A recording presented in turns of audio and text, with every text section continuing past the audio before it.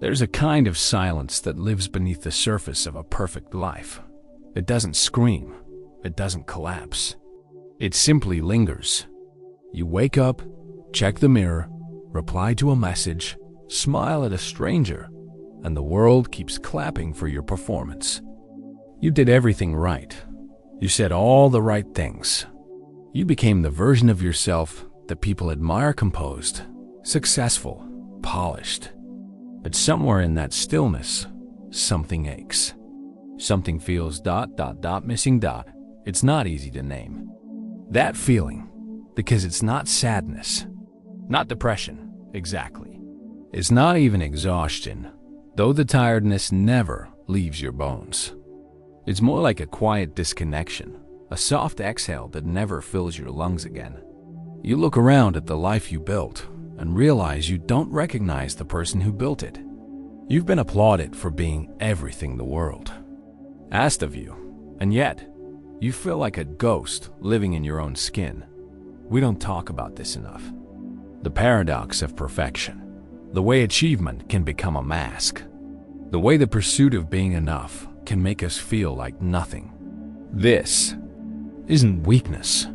This isn't ingratitude. This is a wound hidden behind curated photos and polite conversations, a kind of spiritual anemia.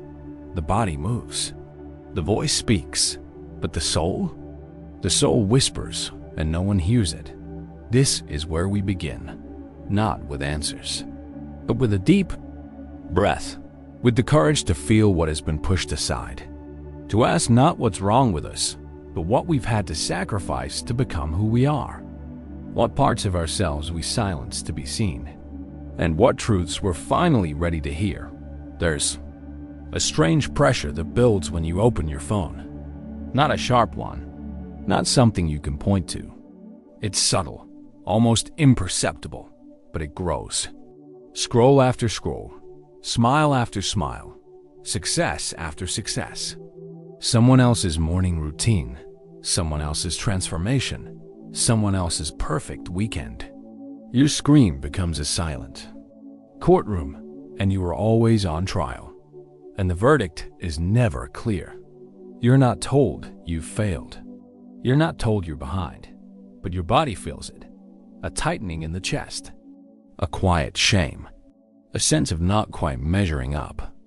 Even when you've accomplished something, even when you were proud of yourself 5 minutes ago, the comparison creeps in, slowly, relentlessly, and suddenly, what once felt like enough becomes invisible in the glow of someone else's highlight reel.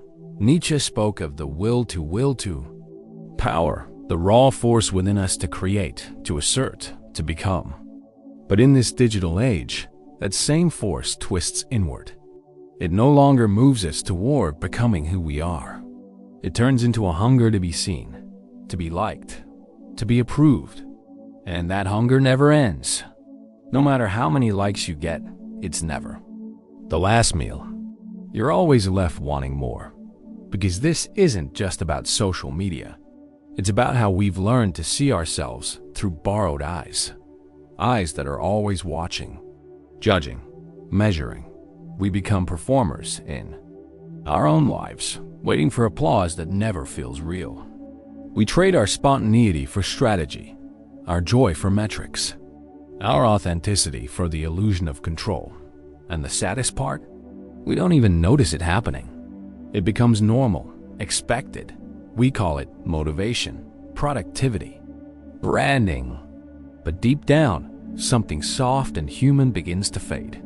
The quiet moments, the messy truths, the parts of us that don't fit in a caption. We lose the art of being to the science of becoming impressive. Sometimes the perfection we build is not about pride. It's about survival. It's not a celebration. It's a disguise. A beautiful armor forged in childhood when love felt conditional, when approval meant safety, when being too loud, too messy, too real risked the rejection. So we learned to polish ourselves, to edit out the chaos, to hide what hurt. We became excellent, not because we felt whole, but because it was the only way. To feel worthy of being seen. And that mask, it stays with us, into adulthood, into our careers, into our relationships. It becomes so familiar, we forget it's not our skin. We keep achieving, keep performing, keep pleasing. But underneath it all, there's an ache that never heals. The ache of the unseen self. The part of us that still waits for someone to say, "You're allowed to be exactly as you are." Dr. Gabor Maté speaks of the invisible wounds we carry, wounds that are not always remembered, but are deeply felt. They shape how we see ourselves. They teach us to expect rejection, even when none is present. They whisper doubts into moments of peace. And often, they guide our hands into sabotage just as we approach something good. Because somewhere in us, the wounded part believes we don't deserve it. Not fully. Not yet. That's the cruel loop. The more we strive to silence the wound with perfection, the more it grows. Because perfection is sterile. It doesn't hold us. It doesn't speak our language. The wound doesn't want us to perform. It wants us to listen. And when we ignore it, when we bury it beneath achievements and polished smiles, it finds other ways to speak, through anxiety, through procrastination, through quiet self-betrayals. We don't understand that we begin to wonder why we can't sustain joy, why we ruin what we love, why we shrink from intimacy, and we blame ourselves, again, without realizing we're not broken. We're just tired of hiding, tired of abandoning the parts of us that never got to be messy, scared, angry, or unsure. Tired of performing wholeness when we're still aching for realness. There's a certain kind of emptiness that hides behind constant motion, a restlessness. That wears the mask of ambition. You wake up early. You cross off your tasks. You build. You deliver. You succeed. And yet, when night falls and the noise fades, something in you feels untouched. As if all the movement was a beautiful detour around a truth you were not ready to face. We live in an age that worships productivity like a god. It offers rituals, calendars, goals, habits. It promises salvation through efficiency. But deep down, we know this is not fulfillment. This is escape. Nietzsche called it nihilism, the loss of meaning beneath the surface of appearances. And in our modern world, that void is dressed up in accomplishments, in trophies, in endless doing. We confuse acceleration with purpose, and so we produce. Not from inspiration, but from fear. Fear of stopping. Fear of sinking. Fear that stillness will reveal the truth we've outrun for years. That we have built entire lives that look full from the outside, but feel hollow inside. And the more we achieve, the more unbearable that hollowness becomes. Because success can't fill the space where self once lived. This is not a failure. It's a crisis of the soul. When we are praised for what we do, but starved for who we are. When the rituals of progress become distractions from the ache of disconnection. When we are told to optimize every minute, but are never taught how to be present in a single one. We become fluent in performance and silent in presence. It's easy to mistake this for depression, for fatigue, but it's deeper. It's existential. It's the quiet despair of someone who has done everything right and still feels lost. A soul that followed the map, only to realize it led everywhere but home. That's the paradox. In the pursuit of building a meaningful life, we forget to ask if it's our life we're building, or just a version that gets applause. The brain is a quiet architect. It builds patterns from repetition. It learns what to seek by what we reward.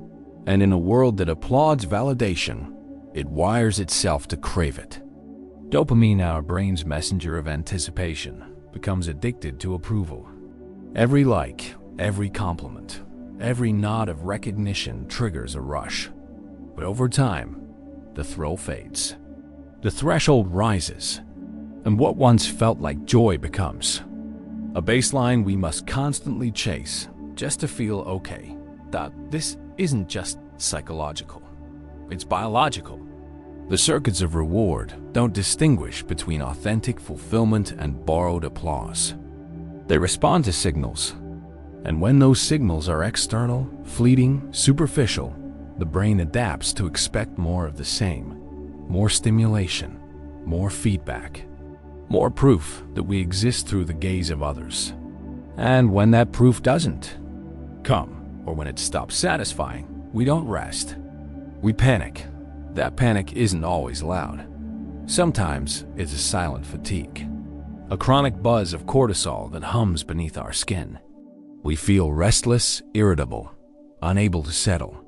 We lose our taste for stillness, for depth, for moments that can't be measured, because the nervous system has been taught to equate silence with threat and approval with safety. But the irony is devastating. The more we seek to calm the storm through praise, the more we amplify the storm within. We become slaves to performance, not because we want to be admired, but because we've forgotten how to feel okay without it. And in this loop, we lose our anchor, our inner compass, that soft voice that knows who we are beyond validation. There's a reason the body aches after long stretches of pretending, why sleep becomes fragile, why joy feels muted. It's not weakness, it's wisdom. The nervous system is telling the truth we try to ignore. We were not made to live under constant surveillance. We were not made to be dopamine machines. We were made for connection, presence, coherence, and somewhere inside us, the brain remembers. It always remembers. Healing rarely begins with answers. It begins with space. Not the kind you schedule into a planner, but the kind you create within. A space where no one is watching, where no one is measuring, where the soul can finally exhale. In that silence, something ancient stirs. Not a solution, a remembering. There's a strength that grows when we stop performing, a kind of resilience that doesn't shout or strive. It emerges in the quiet rituals we create for ourselves, moments no one claps for. Like writing a truth in a journal no one will read. Like turning off the noise for a morning of nothing. Like walking without headphones. Like letting yourself cry without trying to feel better. These are not escapes. They are returns. They return us to something the world taught us to forget. We are not machines. We are not brands. We are not metrics waiting to be optimized. We are stories. We are contradictions. We are beings meant to feel the full spectrum of being alive, messy, raw, glorious, unresolved. Sometimes the most radical thing we can do is choose not to chase. To stop reaching for the next achievement and instead reach inward, toward the part of us that never needed to be fixed, only heard. One person in one quiet life once chose this. They stopped measuring their worth by applause. They lit a candle each morning, not to manifest, not to prove, but to sit, to breathe, to feel themselves return. They stopped asking, "Am I enough?" and started asking, "What does my soul need today?" That question changed everything, not overnight, but gradually, deeply, quietly. They began to rebuild their life not from ambition, but from alignment. Not from urgency, but from presence. That path is not glamorous. It's not loud. It doesn't trend. But it heals. It reconnects. And it brings you back to a home that was never outside of you to begin with. Carl Jung once wrote that wholeness does not mean perfection. It means embracing the totality of who we are, light and shadow, power and vulnerability, control and chaos. But in the world we've built, perfection is mistaken for wholeness, and that mistake costs us our soul. We curate ourselves into fragments. We become palatable, digestible, marketable, and somewhere along the way, we forget the taste of our own truth. There is a reason the perfect life often feels lifeless. Because when we exile our shadow, We exile our depth. And without depth, the self becomes a surface.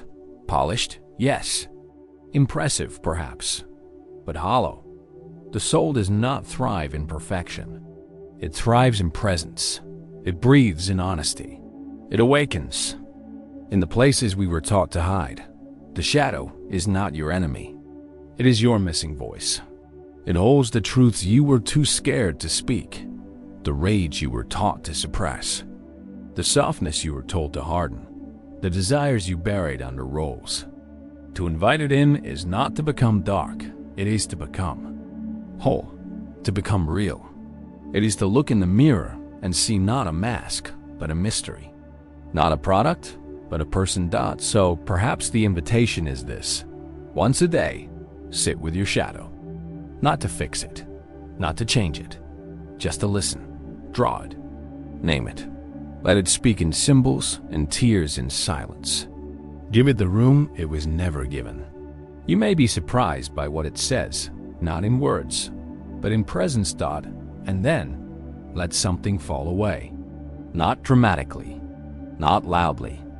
Just one idea of success that was never truly yours. Let it dissolve. Feel the space it leaves behind. That emptiness is not failure. It is potential, the seed of your becoming. The void before the voice. Who would you be if you no longer needed to be perfect? What would come alive in you if you no longer had to be seen? The answers don't come quickly, but they come. In the silence, in the stillness, in the strange and sacred reunion with the parts of you that were never lost, only waiting. If something in you stirred during this conversation, if a quiet recognition emerged, a soft ache, a breath you didn't know you were holding, don't rush to interpret it. Just honor it. That feeling is not confusion. It is your soul remembering itself. Today, allow yourself to leave one expectation behind. Just one. Not because you figured it all out, but because you're beginning to listen. To choose not what looks right, but what feels real. Let your next step be guided not by applause, but by alignment. Not by urgency, but by truth. And if you're still unsure, good. Stay there, in the not knowing, in the mystery. That's where the real answers live, not outside, but within. You are not alone in this search. You are part of a quiet revolution, a movement of souls who no longer wish to perform life, but to live it, fully, imperfectly, honestly. And maybe, just maybe, that's where we begin to feel alive again.